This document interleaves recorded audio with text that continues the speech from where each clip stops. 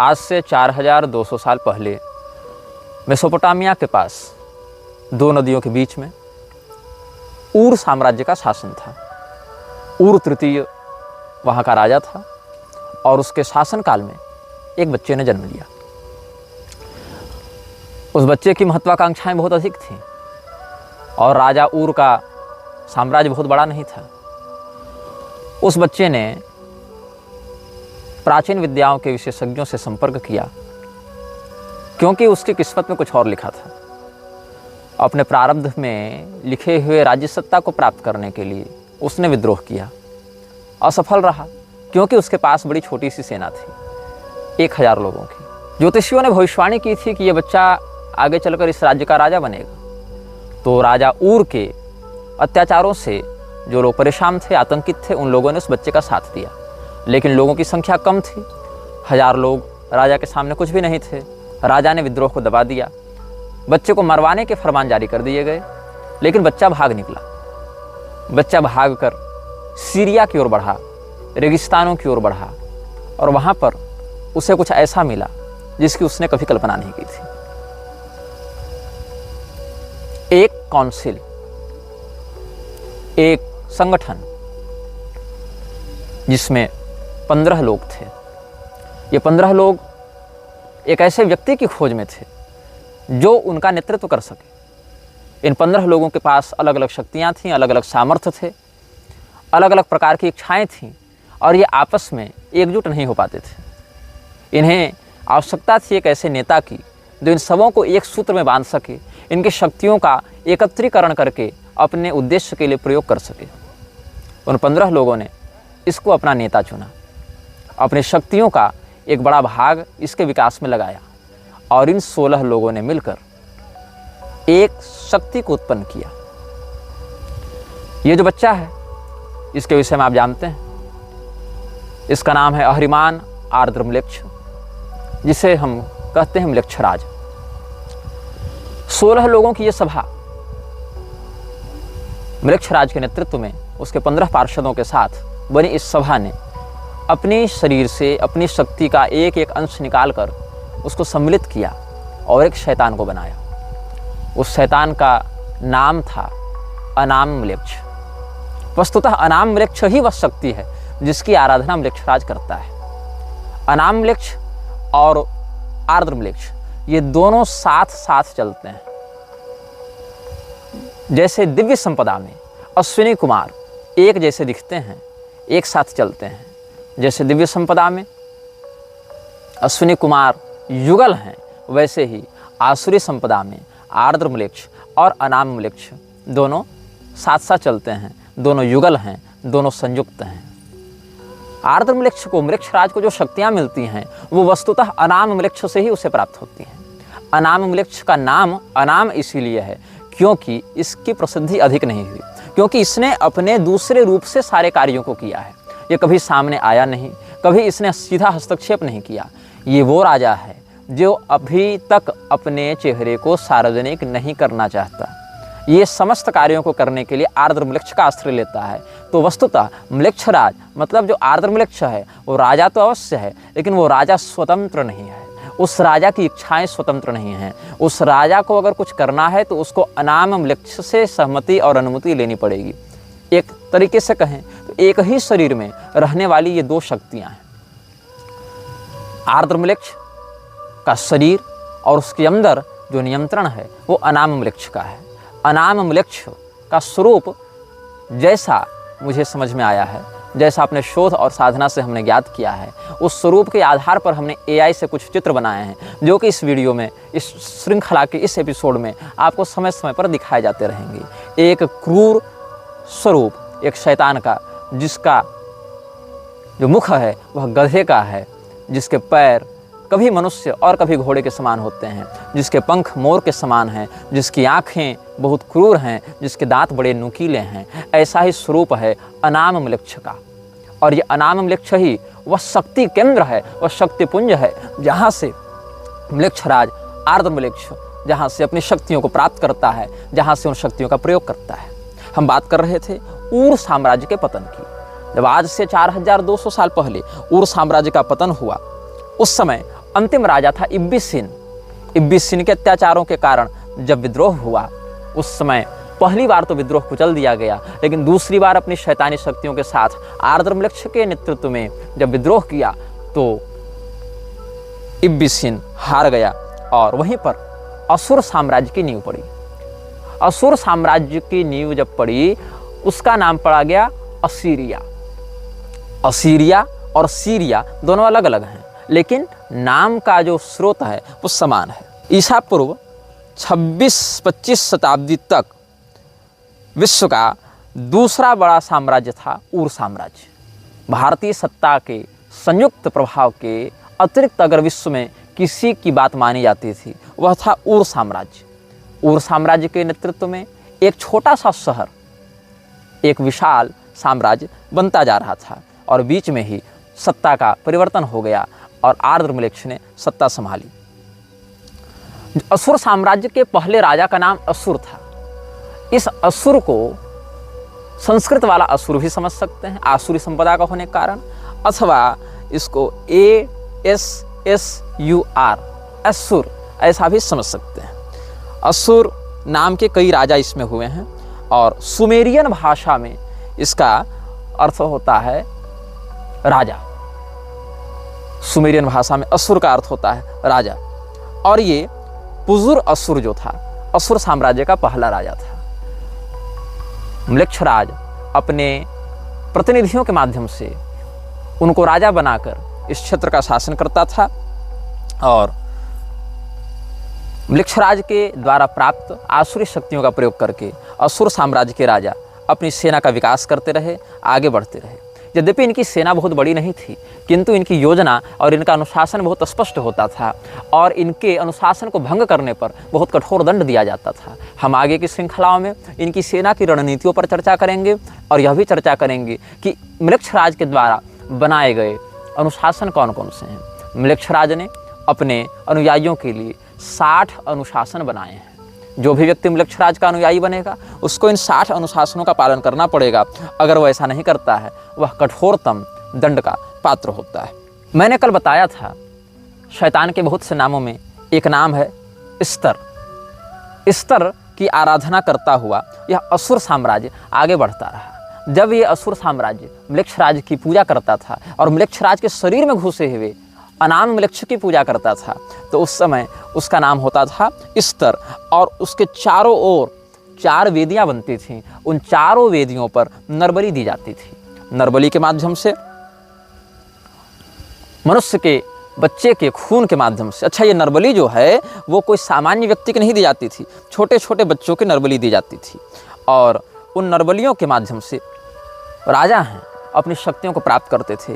और कई बार उन नरबलियों को देने के लिए किसी शस्त्र का प्रयोग नहीं किया जाता था। नरबलियाँ दी कैसे जाती थी?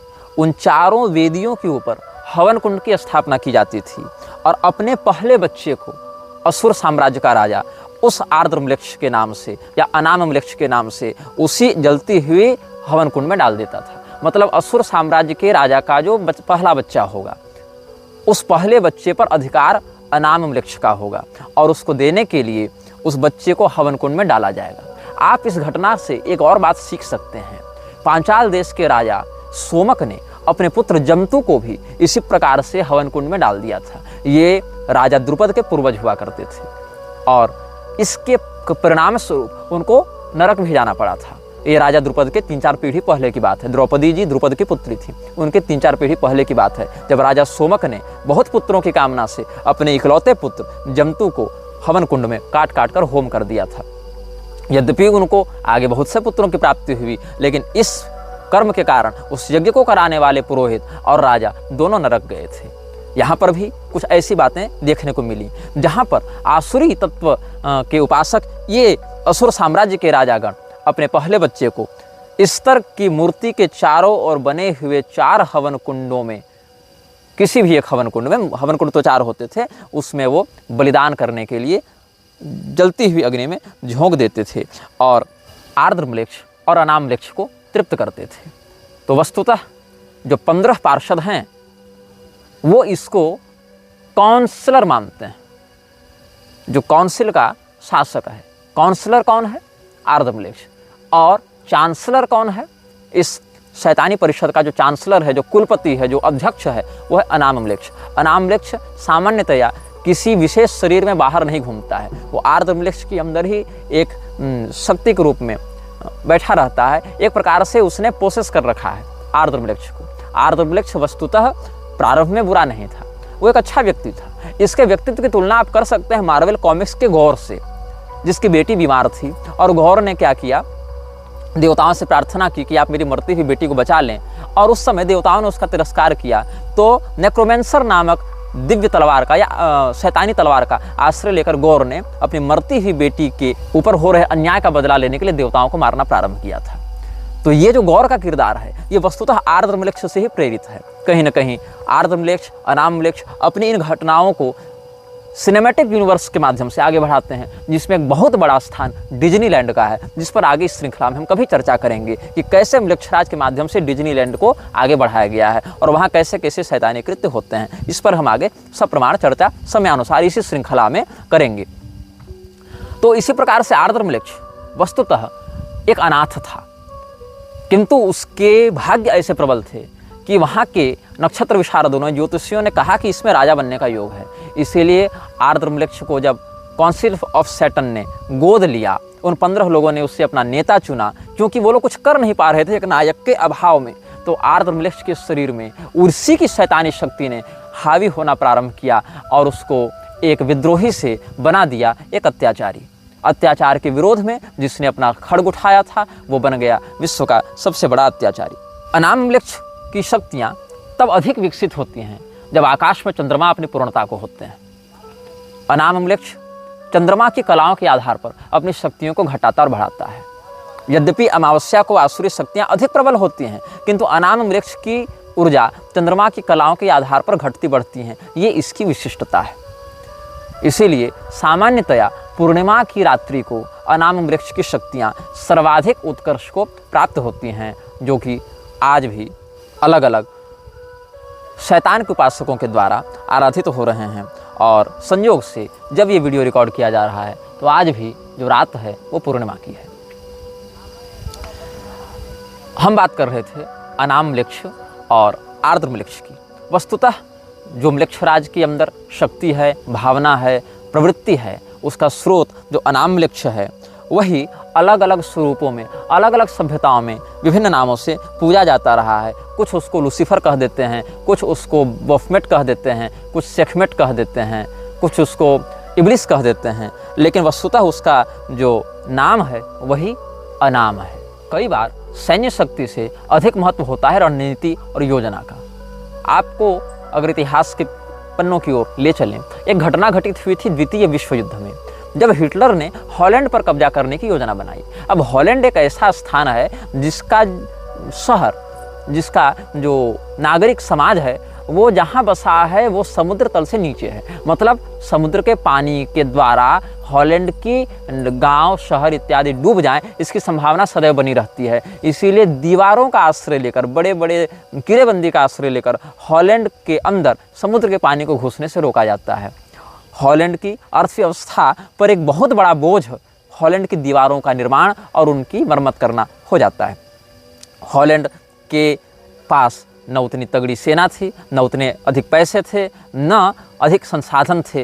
हिटलर ने सोचा कि हम हॉलैंड पर अतिशीघ्र कब्जा कर लेंगे। हिटलर ने आक्रमण कर दिया। हॉलैंड ने अपनी कमजोरी को ही अपनी ताकत बना लिया। उसने यह फैसला दिया कि जिस भी गांव में या जिस भी सभ्यता की ओर हिटलर की सेना बढ़ेगी, उस गांव से संबंधित समुद्री दीवार को तोड़ दिया जाएगा। हुआ यही, और समुद्र की आपदा से जो दीवारें हॉलैंड के गांव की रक्षा करती थीं, वही दीवारें जब तोड़ दी गईं, हॉलैंड के अंदर समुद्र का पानी घुसने लगा और जर्मनी सेना डूबने लगी, पराजित हो गई। कहने का तात्पर्य है कि कई बार जो आपकी रक्षा करता है, जिससे आपकी रक्षा होती है, उसको नष्ट करके अपने शत्रु को अपने अंदर आमंत्रित करने से आप बच सकते हैं। जो समुद्र का पानी कभी मारता था और दीवारें बचाती थी, आज उल्टा हो गया।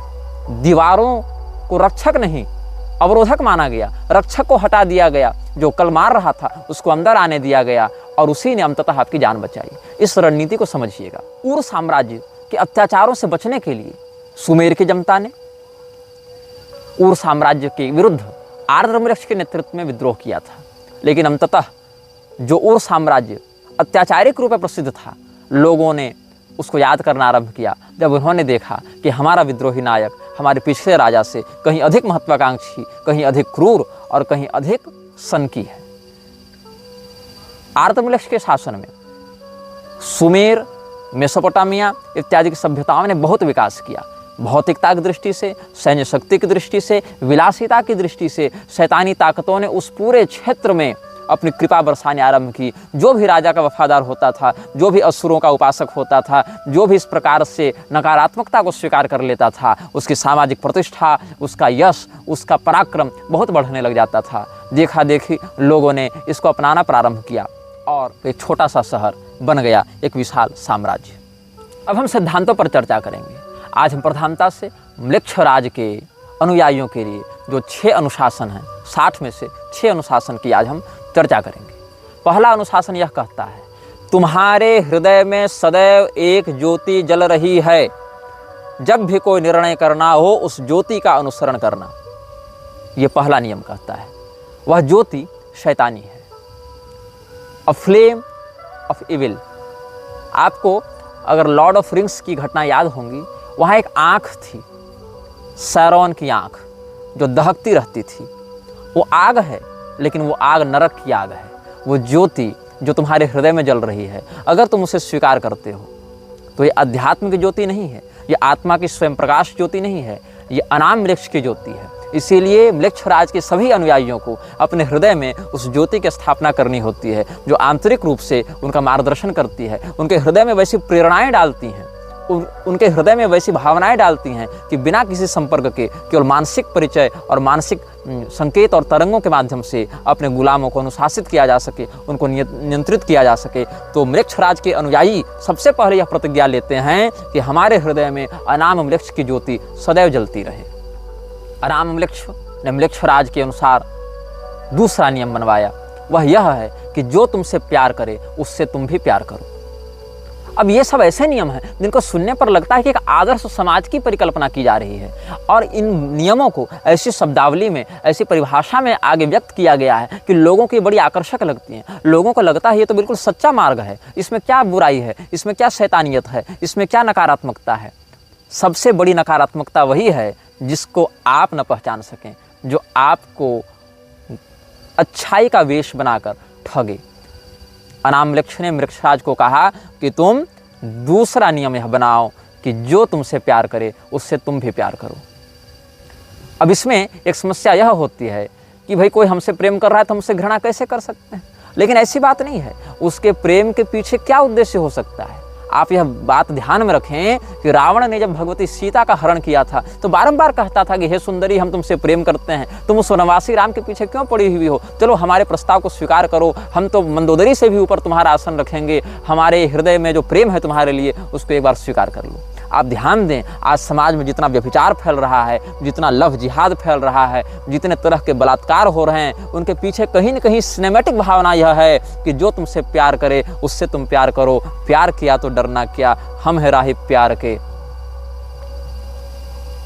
तो ये जो है, जो तुमसे प्यार करे उससे तुम प्यार करो, इसमें प्यार अंततः जाकर व्यभिचार बन जाता है। एक आदर्श परिकल्पना कि दया सर्वेषु भूतेषु, सभी प्राणियों में दया करो, समस्त प्राणियों से मैत्री करो, मित्रस्य मा चक्षुषा समीक्षामहे।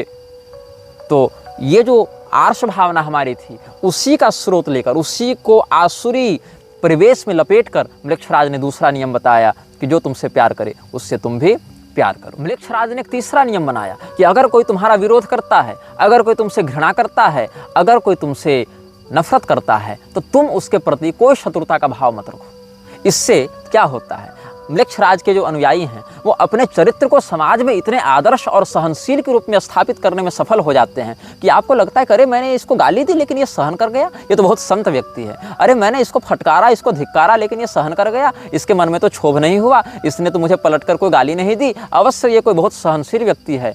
आप ध्यान दें, एक तनु जो कपटी मुनि था, राजा प्रताप भानु के समान ऐसे ही काम क्रोध विजयी बनकर बैठा रहता था।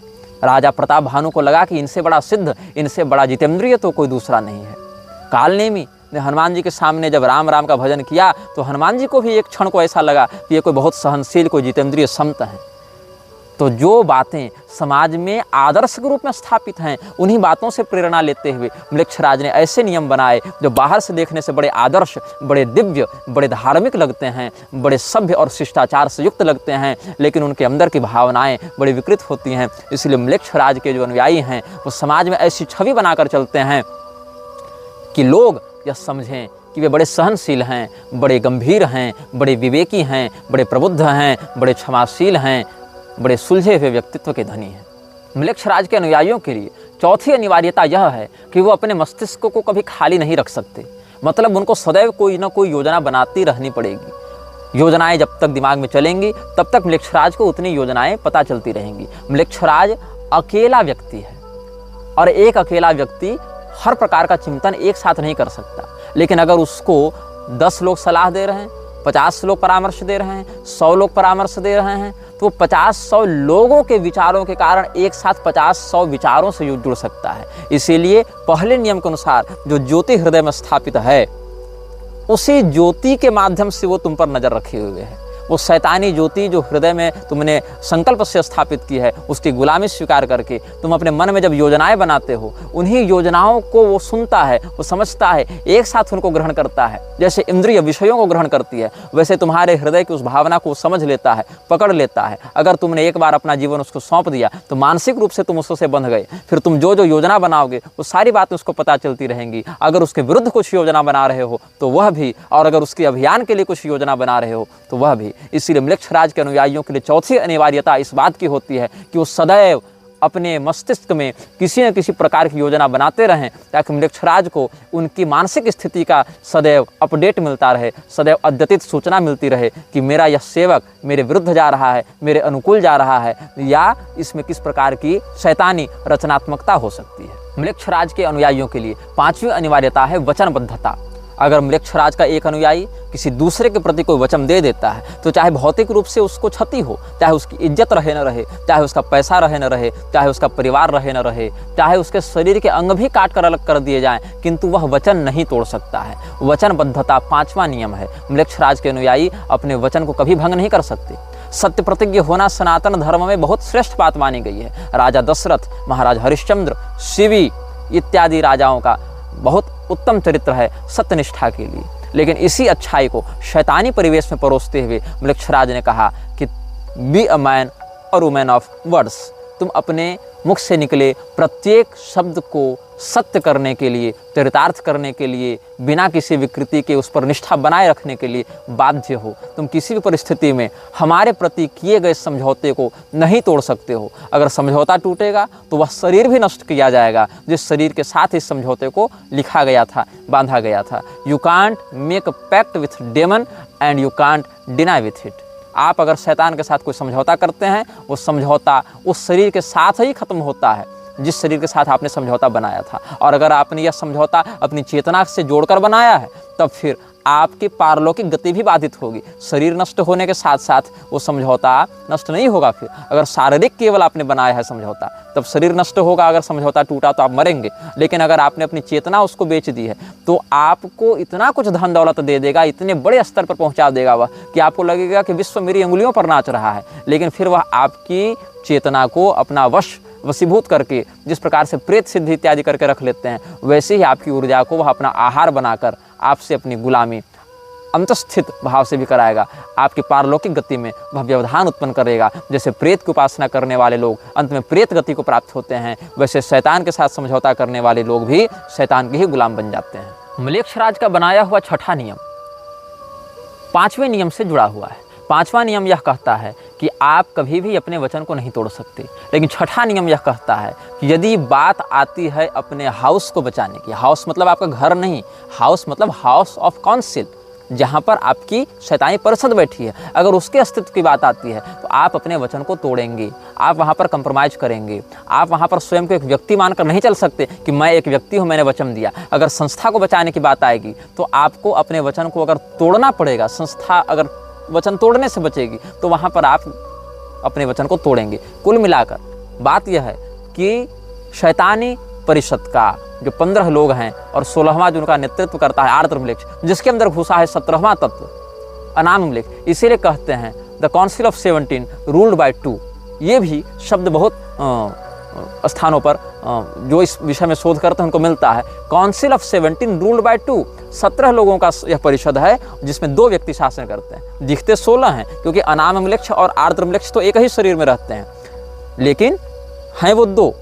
तो काउंसिल ऑफ 17 रूल्ड बाय 2, तो इस काउंसिल को ही हाउस कहा गया है, यही इनका घर है। आपका घर कहीं बाहर नहीं। जो शैतान के गुलाम हैं, म्लेच्छराज के सेवक हैं, वो इसी काउंसिल के वफादार हैं, इसी घर के परिवार के सदस्य हैं।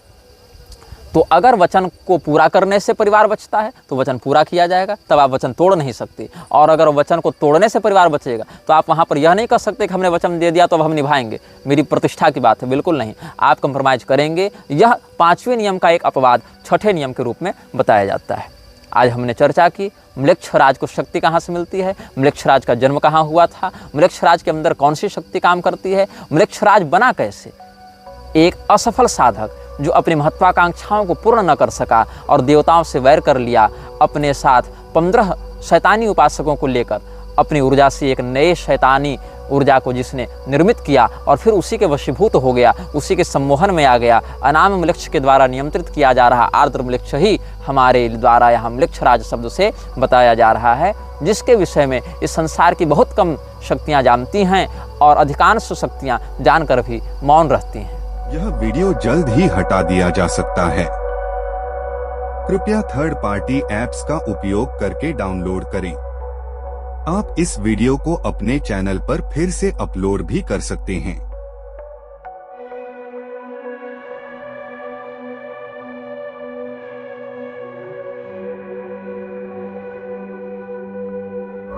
This video may get deleted soon. Please download using third-party apps. You may also re-upload this video on your channels. Thank you.